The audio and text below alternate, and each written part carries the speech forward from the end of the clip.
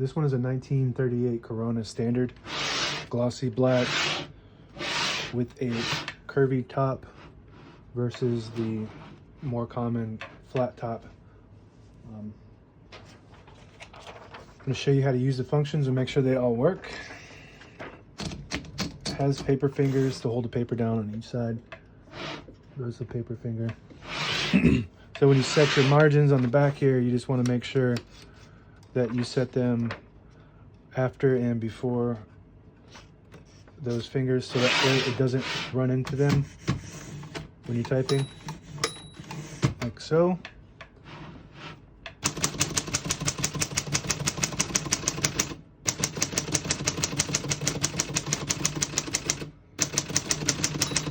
Once you hear the bell, you're at the end of the margin, and you hit the line space, get you back to the beginning. Skips 1 or 2 spaces. Right now we have it on single space, but if you want double, you just flip this switch forward and it'll skip 2 like that. We're going to keep it on single and go back to the next line.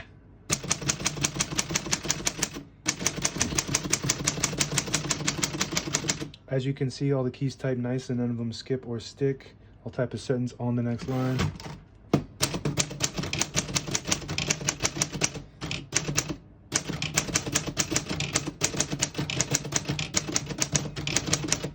Very nice typing machine. This is an ultimate classic antique portable typewriter. This is how I would imagine an antique typewriter would be. The way it sounds, the way it feels when you type. Cutting edge technology for that time frame. All made out of metal and steel, so it won't jam up on you and it won't break, and it will last forever if you take care of it. To pull the paper out easy, you just flip this switch forward and it pulls out, unlocks the rollers underneath the platen, allowing you to pull paper out easy or load thicker paper like carbon copy or cardstock. So if you buy a brand new typewriter, it's probably made from China and it's made from plastic and cheap parts. So it'll jam up on you, it'll break, it'll be just annoying to use. You really got to go with these vintage antique typewriters if you want something that's going to work and last and never jam up on you. And it holds its value. Value's going up on these.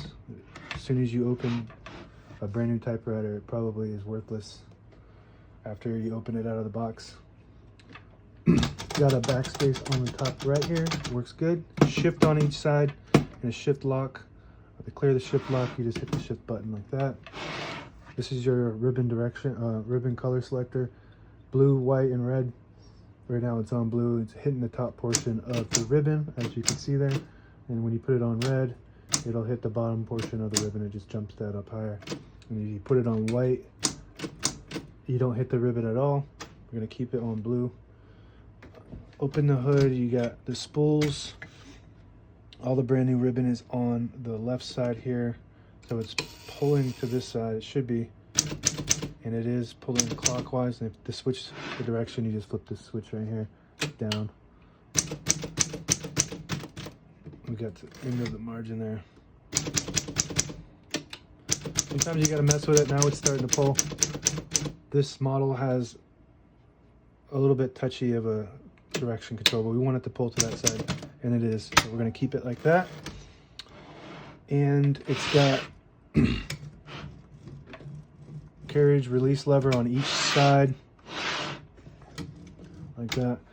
Now you can find these online on eBay or Etsy from random antique dealers, but most of the time they don't know how to service them. They don't know how to load new ribbons on them. They don't know how to fix them if they're broke. So you really got, if you want something like this, you really got to go with a typewriter person that deals in only typewriters like me. And this one is available right now on eBay or Etsy. Search Brooksaw Antiques.